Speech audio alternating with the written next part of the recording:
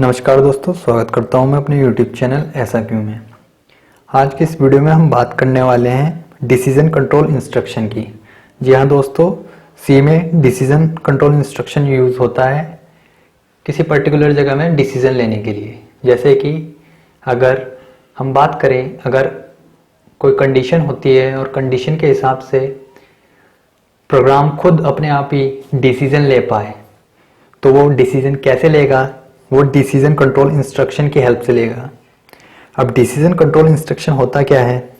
If और else. चलिए हम बात कर लेते हैं सबसे पहले डिसीजन कंट्रोल इंस्ट्रक्शन की। Decision control instruction. Decision control instruction को हम सी में कैसे यूज कर सकते हैं? सबसे पहले इफ एल्स, यानी कि इफ और इसके अंदर ब्रैकेट के अंदर कंडीशन लग जाती है, कंडीशन, और इफ के नीचे जो भी कोड होता है, अगर इफ की कंडीशन ट्रू होती है, अगर इफ की कंडीशन ट्रू होती है तभी इसके नीचे वाला कोड एग्जीक्यूट होता है। अगर इफ की कंडीशन फॉल्स हो जाती है तो इसके नीचे वाला जो कोड है वो एग्जीक्यूट नहीं होता। चलिए हम सी में कैसे कैसे यूज कर सकते हैं इफ एल्स को, वो देखते हैं। एक तरीके से इफ करके और इसके अंदर कंडीशन लिख के नॉर्मली, और ब्रैकेट और उसके नीचे जो डेटा है, कोड है इफ का, वो देके हम ऐसे इनिशियलाइज कर सकते हैं इफ को। इसके अंदर इफ के अंदर जो इसका कोड आ गए, स्टेटमेंट्स आ गई, फिर उसके बाद एल्स, एल्स के ब्रैकेट के अंदर कोड आ गया एल्स वाला। अगर इफ के अंदर जो कंडीशन लिखी हुई है वो ट्रू हो जाती है तो इसके नीचे वाला ब्लॉक एग्जीक्यूट होता है। अगर इफ के अंदर जो कंडीशन लिखी हुई है अगर फॉल्स हो जाती है तो कंट्रोल सीधा इफ के नीचे वाले स्टेटमेंट में ना जाके वो एल्स वाले इसमें जाता है, और इसके नीचे एल्स वाले में जितना भी कोड लिखा होता है वो एग्जीक्यूट हो जाता है अगर इफ की कंडीशन फॉल्स होती है। इस तरीके से हम सी में यूज कर सकते हैं। ये तो नॉर्मल हो गए इफ और एल्स, और इफ को हम अकेले भी सी में यूज कर सकते हैं। अब थोड़ी सी इसमें नेस्टेड, इफ के अंदर भी एल्स होता है और इफ एल्स के अंदर भी इफ एल्स नेस्टेड आ जाता है। जैसे कि इफ हो गया, इफ के अंदर कंडीशन हो गई, कंडीशन, इसके अंदर जो ये कोड हो गया, फिर एल्स ब्रैकेट के अंदर भी इफ आ गया, और यहां पर कंडीशन हो गई, इसके नीचे इसका कोड हो गया, फिर एल्स।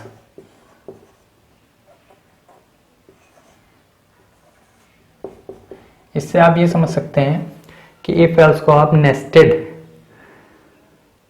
इफ एल्स को भी यूज कर सकते हैं। इफ और एल्स, एल्स के अंदर फिर से इफ और एल्स, ये आपका नेस्टेड इफ एल्स हो गया। और नेस्टेड इफ एल्स लैडर को कब यूज करते हैं हम? जब एक से ज्यादा हमारे पास कंडीशंस होती हैं इफ एल्स लैडर की, तो तब हम इफ एल्स यूज करते हैं। जैसे कि else if ladder, else if ladder का हम कैसे यूज कर सकते हैं? जब एक से ज्यादा कंडीशन होती हैं। तो कैसे? इफ कंडीशन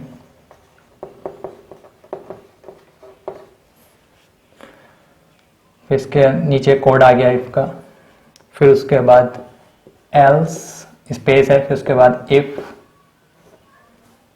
और नीचे कंडीशन आ गई, फिर उसके बाद नीचे इसके कोड आ गया, फिर ऐसे ही एल्स इफ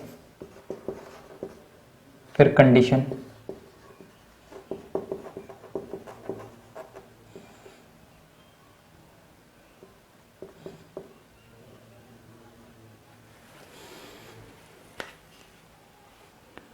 और फिर एल्स इफ इसका कोड आ गया, फिर उसके बाद फिर एल्स।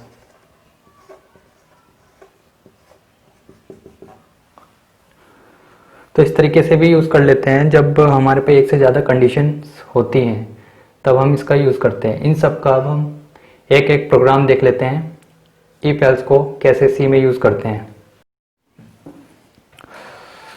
इस तरीके से भी यूज़ कर सकते हैं हम इफ एल्स को। इफ फिर कंडीशन इसके अंदर लग गई,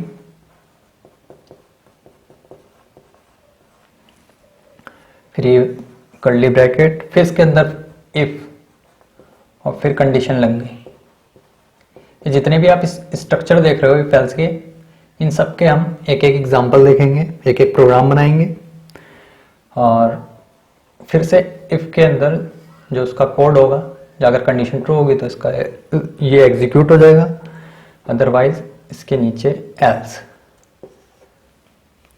फिर एल्स के अंदर भी हाँ, ये बात ध्यान रखने वाली बात है, एल्स में कोई कंडीशन नहीं लगी होती यहाँ पर, क्योंकि जब इफ में कंडीशन लग जाती है और कंडीशन अगर ट्रू होती है तो उसके नीचे वाला कोड एग्जीक्यूट होता है, और अगर नहीं होती है, इफ की कंडीशन फॉल्स हो जाती है तो ऑटोमेटिकली एल्स का जो कोड होता है वो एग्जीक्यूट होना ही होता है अगर इफ की कंडीशन फॉल्स हो जाती है। ठीक, ये वाला ब्रैकेट यहाँ पर क्लोज हो गया। अब क्या होता है, एल्स, ये जितना भी था ये इफ का एल्स था यहाँ पे, और ये पूरा ब्रैकेट क्लोज, ये इफ। अब इसका भी इफ का एक एल्स होगा यहाँ पे। अगर जो इस कंडीशन ट्रू होती है तभी इस वाले कंडीशन पे जाएगा, अगर इसकी कंडीशन ट्रू होगी तो ये हो जाएगा, अगर इसकी कंडीशन फॉल्स होगी तो ये हो जाएगा। अगर स्टार्टिंग में ही कंडीशन फॉल्स हो जाती है यहाँ पे तो सीधा वो इसके अंदर जाएगा ही नहीं, इफ के अंदर तो जाएगा ही नहीं, तो सीधा कहाँ आएगा, एल्स में। एल्स में आएगा, एल्स के अंदर जो भी कोड लिखा होगा वो एग्जीक्यूट होगा। तो हम इस तरीके से भी यूज कर सकते हैं। और एक और तरीका है, जैसे कि इफ के अंदर आपने देखा होगा इफ और एल्स भी आ गया, ऐसे ही एल्स के अंदर भी आपने देखा होगा इफ और एल्स आ सकता है। वो आप पे डिपेंड करता है कि आप कैसा प्रोग्राम बना रहे हैं और किस तरीके का स्ट्रक्चर ले रहे हैं आपके यूज के हिसाब से। तो उस हिसाब से हम इफ एल्स को यूज करते हैं। इन सब के अब एक एक एग्जाम्पल देख लेते हैं। अच्छा, एक बात और है, जो मैं कंडीशन की बात कर रहा था, जो इफ के अंदर जो कंडीशन लगनी थी, जैसे कंडीशन, वो किस तरीके से कंडीशन लगाते हैं तो उसके बारे में बात कर रहा था। जैसे कि A equal to B, A not equal to B, A lesser than B, A greater than B, A smaller than और equal to B, A greater than equal to B. यानी कि ये सारी चीज़ें हम एक्सप्रेशंस हम कंडीशन के अंदर लगाते हैं। समझ लीजिए कि हमने कंडीशन लगा दी ए इक्वल टू बी। इसका मतलब क्या है, समझ लीजिए कि अगर ए के अंदर 3 है और बी के अंदर भी 3 है, अगर दोनों वैल्यू बराबर है, एक जैसी है, तभी ये कंडीशन ट्रू होगी। समझ लीजिए कि यहाँ पर 6 होता तो ये कंडीशन फॉल्स हो जाती। ऐसे ही अगर हम उसमें लगाते हैं, किसमें, जो कंडीशंस हैं, ये सारी कंडीशंस हैं। अब आप कैसे यूज़ कर सकते हैं, इस तरीके से भी यूज़ कर सकते हैं। If a is smaller than b, जब a स्मॉलर देन b होगा तभी ये कंडीशन ट्रू होगी। यानी कि a में समझ लीजिए कि अगर 3 है और इसमें b में 10 है, तो क्या ये कंडीशन ट्रू है? जी हाँ, बिल्कुल ट्रू है, क्योंकि इसमें क्या लिखा हुआ है, a is smaller than b। ठीक है, तो a तो स्मॉलर है और b तो ग्रेटर है, ये कंडीशन ट्रू हो जाती है। अगर समझ लीजिए कि यही चीज़ यहाँ पर 10 होता और ये 3 होता, क्या a स्मॉलर है b से? नहीं, ये कंडीशन यहाँ ट्रू नहीं होगी। तो इसके नीचे वाला कोड होगा वो एग्जीक्यूट नहीं होगा, वो सीधा कंट्रोल दूसरे वाले कोड पे चला जाएगा, एल्स पे, और एल्स के नीचे जो भी कोड लिखा होगा वो एग्जीक्यूट हो जाएगा। ये सारी कंडीशंस हैं, ये सारी कंडीशंस हैं। इन सारी कंडीशन को हम इफ के अंदर यूज़ करते हैं अपने प्रोग्राम के हिसाब से। आपको किस तरीके का प्रोग्राम बनाना है, चलिए अब एक एग्जांपल देख लेते हैं। जितने भी हमने स्ट्रक्चर देखे थे इफ एल्स के, इफ एल्स, इफ को भी यूज़ कर सकते हैं, एल्स को भी यूज़ कर सकते हैं, और एल्स इफ को भी यूज़ कर सकते हैं। अगर एक से ज़्यादा कंडीशंस आती हैं तो सबके एक एक एग्जांपल देख लेते हैं। चलिए एक प्रोग्राम देख लेते हैं इफ कंडीशन का। इस प्रोग्राम में हम ये करने वाले हैं, जिसकी सैलरी 10,000 से ज़्यादा है उसे 10% का बोनस नहीं मिलेगा, और जिसकी सैलरी 10,000 या 10,000 से कम है उसे 10% का बोनस मिलेगा। चलिए इस तरीके का प्रोग्राम कैसे बनेगा इफ कंडीशन की हेल्प से, तो चलिए देख लेते हैं। सबसे पहले यहाँ पे हमने लाइब्रेरी इंक्लूड करवा ली, hash include studio.h, hash include conio.h, और फिर उसके बाद हमने वर्ड मेन फंक्शन स्टार्ट करा। वर्ड मेन, फिर वर्ड मेन के अंदर हमने ये कर्ली ब्रैकेट लगा के सबसे पहले हमने इंटीजर टाइप का एक वेरिएबल डिक्लेयर करा b, और उसे हमने इनिशियलाइज कर लिया 0 से, और फिर सेमीकोलन। हमने इसलिए 0 से इनिशियलाइज कर लिया क्योंकि ये गार्बेज वैल्यू, अनप्रिडिक्टेबल वैल्यू उठा लेता, और यहाँ पर अनप्रिडिक्टेबल वैल्यू का यूज़ होता अगर ये कंडीशन ट्रू नहीं होती तो। चलिए इसे बाद में देखेंगे। फिर उसके बाद हमने फ्लोट टाइप का 2 वेरिएबल बनाई है, जैसे कि एक सैलरी और एक टोटल, TOT टॉट करके, एक SAL करके, कॉमा देके, और यहाँ पर सेमीकोलन लास्ट में। फ्लोट टाइप के हमने 2 वेरिएबल बना लिए। अब फ्लोट टाइप के इसलिए हमने बनाए हैं क्योंकि पॉइंट में वैल्यू आ जाती है, डेसिमल में वैल्यू आ जाती है, जो भी हम यहाँ पर कैलकुलेशन करेंगे, लॉजिक लगाया है जो। फिर उसके बाद हमने क्लियर स्क्रीन। क्लियर स्क्रीन का क्या मतलब है, जो हमारी कंसोल स्क्रीन होती है जहाँ पर रिजल्ट दिखता है उसे बार बार क्लीन करता रहता है, जो भी रिजल्ट आते हैं उसे बार बार क्लीन करता रहता है। और ये क्लियर स्क्रीन किसके अंदर होता है, हैश इंक्लूड conio.h लाइब्रेरी के अंदर होता है, और ये printf फंक्शन और scanf फंक्शन studio.h लाइब्रेरी के अंदर होते हैं। अब printf का काम क्या होता है, ये आपको स्क्रीन में मिलेगा, एंटर योर सैलरी। ठीक है, अब कोई भी एम्प्लॉई है सैलरी अपनी डालेगा, और जैसे ही डालेगा कीबोर्ड से, तो वो जो सैलरी डाल रहा है वो स्कैन की मदद से स्कैन हो जाएगी। कौन से वेरिएबल में, ये वाले वेरिएबल में, SAL, क्योंकि हमने पहले ही से इनिशियलाइज कर दिया था फ्लोट से। तो फ्लोट का फ्लोटिंग टाइप क्या होता है, %f। अब %f लगा के डबल कोट यहाँ पर और यहाँ पर कॉमा, और ये M% क्या करता है, जो भी आप टाइप करते हो कीबोर्ड से, वो सैलरी SAL वेरिएबल में स्टोर करा देता है। तो सपोज कीजिए कि किसी ने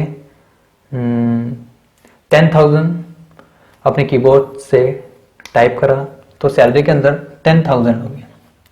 अब यहाँ कंडीशन लगी है सैलरी SAL यानी कि स्मॉलर देन या इक्वल टू 10,000। तो स्मॉलर देन तो है नहीं, पर इक्वल टू जरूर है, क्योंकि हमने कोई सपोज किसी एम्प्लॉय ने 10,000 डाला था, तो ये यहाँ पर कंडीशन ट्रू हो जाती है, क्योंकि इस SAL में भी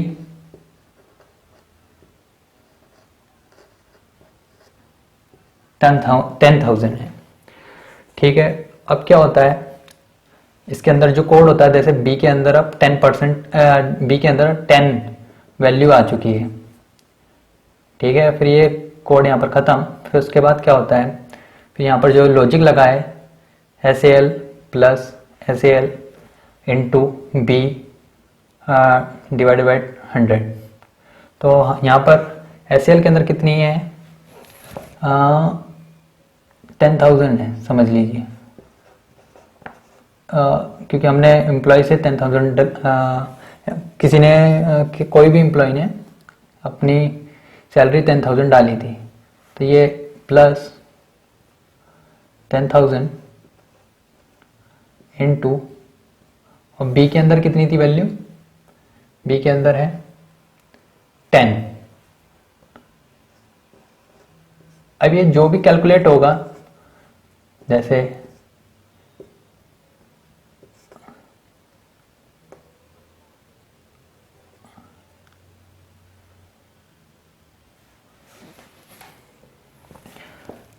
जो भी कैलकुलेट होगा, कैलकुलेट होने के बाद रिजल्ट जो आएगा वो आएगा यहाँ पर कितना था 10,000, और कैलकुलेट होने के बाद यहाँ पर आया 1,000। और ये प्लस हो के टोटल में टोटल वेरिएबल में ऐड हो जाएगा, और टोटल वेरिएबल को हमने यहाँ पर प्रिंटफ की मदद से रिजल्ट को हमने प्रिंट करवा लिया है कंसोल स्क्रीन में। अब यहाँ पर जो भी आप ये प्रोग्राम रन कराओगे, तो यहाँ पर आपको रिजल्ट मिलेगा, जिसकी 10,000 सैलरी थी उसका 10% बोनस मिल के 11,000। आप समझ लीजिए किसी एम्प्लॉय ने, जो उसकी सैलरी है 15,000, तो उसने अपने कीबोर्ड से 15,000 टाइप किया, और वो SAL वेरिएबल में स्टोर हो जाएगा स्कैनअप की मदद से। फिर उसके बाद कंडीशन चेक होगी, इफ में जो कंडीशन लगी है 15,000 इज स्मॉलर देन और इक्वल टू 10,000, तो यहाँ पर कंडीशन फॉल्स हो जाएगी। यहाँ पर कंडीशन फॉल्स होने पर जो इसके नीचे जो कोड लिखा हुआ है बी के अंदर 10 आना चाहिए, वो नहीं आएगा, क्योंकि इसकी तो कंडीशन फॉल्स हो गई। इफ की कंडीशन फॉल्स होने पर जो इसके नीचे कोड लिखा है वो एग्जीक्यूट नहीं होगा, तो सीधा कंट्रोल सीधा नीचे वाले लॉजिक पे आएगा। अब ये लॉजिक कैलकुलेट होके जो भी, और वो जो रिजल्ट कैलकुलेट होके, ये कैलकुलेशन है जो लॉजिक का, कैलकुलेट होने के बाद 15,000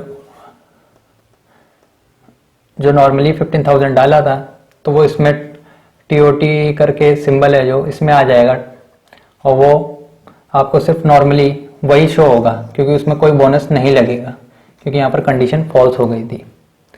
और इससे पहले वाली कंडीशन में क्या था कि अगर कोई सपोज कीजिए कि किसी एम्प्लॉय की सैलरी 8,000 है, उन्होंने अपना 8,000 डाला, और वो इसमें SAL वेरिएबल में स्टोर होगा, तो वो कैसे होगा, जैसे यहाँ पर SAL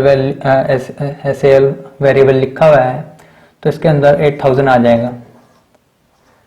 तो क्या 8,000 10,000 के इक्वल और या छोटा है? हाँ बिल्कुल छोटा है। तो उसमें बी में क्या होगा, बी में कितनी वैल्यू आ जाएगी 10। अदरवाइज अगर बड़ी होगी, अगर इससे पहले वाले एग्जांपल में 15,000 थी, तो वो वैल्यू 0 आई थी, और यहाँ पर कैलकुलेट होके वो 0 प्लस होके और 15,000 ये SAL में था, वो वही 15,000 आपको रिजल्ट में शो हो गया था। पर यहाँ पर अब B की वैल्यू 10 हो गई है, क्योंकि ये कंडीशन यहाँ पर ट्रू हो गई है।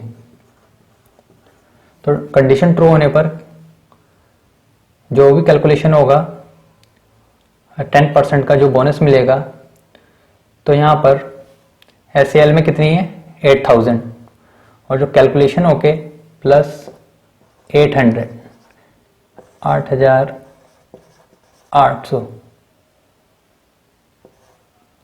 तो ये आपको रिजल्ट स्क्रीन में, कंसोल स्क्रीन में मिलेगा, क्योंकि 8,800 ये TOT नाम के वेरिएबल में स्टोर हो जाएगा। स्टोर होने के बाद इस TOT वाले वेरिएबल को हमने print of total salary equal to %f लगा के TOT कर दिया। %f इसलिए लगाया क्योंकि ये फ्लोटिंग टाइप का हमने SAL करके और TOT करके वेरिएबल बनाए थे, तो इसलिए हमने इसका डेटा टाइप यूज़ करा है यहाँ पे, और स्लैश लगा के n यानी कि नेक्स्ट लाइन में आए, फिर गेट CS से प्रोग्राम क्लोज और bracket close, curly bracket close.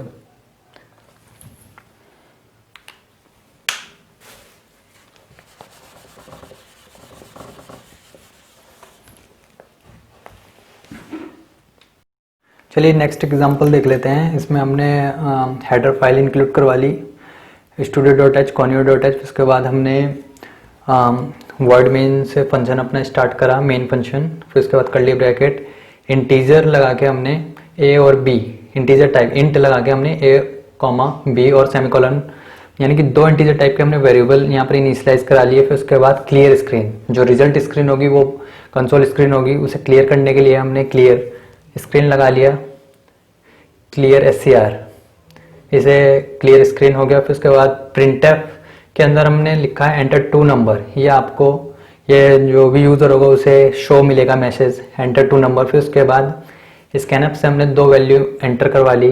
यहाँ पर स्कैनअप के अंदर हमने डबल कोड लगा के %d यानी कि 2 वैल्यू में स्कैन करानी थी, और डबल कोड लगा के यहाँ पे कॉमा %a %b ब्रैकेट, फिर उसके बाद सेमीकोलन। जो भी 2 वैल्यू एंटर करेंगे वो पहली वाली वैल्यू a में आएगी और दूसरी वाली वैल्यू b में आएगी। अब इस प्रोग्राम को हम बनाना चाहते हैं, अगर इन दोनों में से जो बड़ी वैल्यू है वो हमें पता चल जाए वाला हम प्रोग्राम बनाने वाले हैं। यहाँ पर हमने कंडीशन लगाई है इफ और एल्स की। अगर ऊपर वाली कंडीशन ट्रू होती है तो लिख के आएगा a इज ग्रेटर नंबर, अगर a में बड़ी वैल्यू होती है तो, और अगर b में बड़ी वैल्यू होती है तो यहाँ पर कंडीशन फॉल्स हो जाएगी इफ में, और वो सीधा कंट्रोल एल्स में जाएगा। सपोज कीजिए यूजर ने अपने कीबोर्ड से टाइप करा 4 और 5, नहीं 4 और 10, तो यहाँ पर 4 a में सेव हो जाएगा और 10 b में। तो इफ के अंदर एक के अंदर a ग्रेटर देन b, अगर a ग्रेटर है b से तभी ये इसके नीचे वाली कंडीशन ट्रू होगी, पर यहाँ पर तो a 4 है और यहाँ पर b 10। क्या ये कंडीशन ट्रू है? क्या 4 ग्रेटर है b से? नहीं, यहाँ पर कंडीशन फॉल्स हो जाती है। तो इसका सीधा कंट्रोल एल्स में आता है, और एल्स में के अंदर जो लिखा हुआ है print F bracket double quote b is greater number, और यहाँ पे इक्वल टू और %d लगा के यहाँ पे b, यानी कि लिख के आएगा आपको कंसोल स्क्रीन में, रिजल्ट स्क्रीन में b is greater number equal to 10, यानी कि 10 एक ग्रेटर नंबर है। और अगर यहाँ पे हम क्या करते, यहाँ पर अगर हम a के अंदर 15 एंटर करवाते और b के अंदर 5, तो यहाँ पर 15 होता और b के अंदर 5, तो 15 क्या b से 5 से बड़ा है? यहाँ पर कंडीशन लगी हुई है क्या a is greater than b, यानी 15 5 से बड़ा है? हाँ बिल्कुल बड़ा है। यहाँ पर कंडीशन ट्रू हो जाती और ये सीधा कंट्रोल इसी के नीचे जाता, और ये वाला कोड आपको कंसोल स्क्रीन में एग्जीक्यूट हुआ मिलता रिजल्ट स्क्रीन में ए इज ग्रेटर नंबर, क्योंकि ए के अंदर 15 है तो ए इज ग्रेटर नंबर %d लगा के और ए को ही प्रिंट करवा दिया, यानी कि 15 आपको स्क्रीन में मिलता, उसके सामने ये लिखा हुआ आता A is greater number equal to 15। ठीक है, अब आपने ये 2 प्रोग्राम देख लिए हैं। इससे पहले वाला प्रोग्राम हमने सिर्फ और सिर्फ इफ की हेल्प से बनाया था, और ये दूसरा वाला प्रोग्राम हमने इफ और एल्स की हेल्प से बनाया था। ये एग्जाम्पल हैं दोनों, और हमें इफ एल्स इफ के लैडर्स जहाँ पर एक से ज़्यादा कंडीशन होती है तो हम वो प्रोग्राम नेक्स्ट वीडियो में देखेंगे, और नेस्टेड इफ एल्स का भी प्रोग्राम हम नेक्स्ट वीडियो में देखेंगे। इस वीडियो में इतना ही था। Thank you for watching.